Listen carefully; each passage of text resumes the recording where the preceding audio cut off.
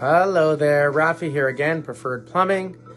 Answering the question today, how do I install a faucet myself? So the first thing I'm going to say, as I do as a trained professional, is not to.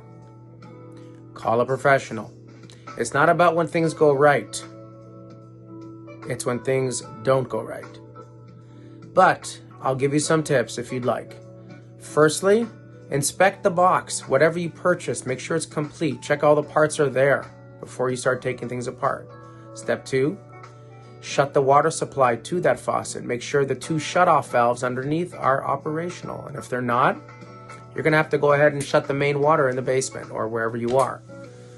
Then carefully undo the supply connections, riser tubes, flex hoses, braided supply lines, whatever you call them.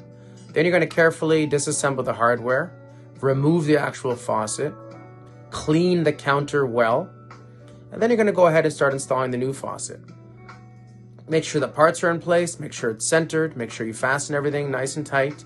I'd recommend replacing the supply lines unless it comes with integrated supply lines. And you're basically done. Turn the water supply back on, pressure test the system, run cold and hot water through the faucet without the aerator in place. You don't want any debris and sediment to get caught in there. And then you're done. Sounds simple, but yet we call professionals for these things because it's not always that simple. And we don't always have the headspace and the focus to do it.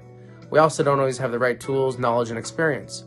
But we are here for you, and we'd love to help you out. Give us a call, 905-597-8555. We are here to help. Have a nice day.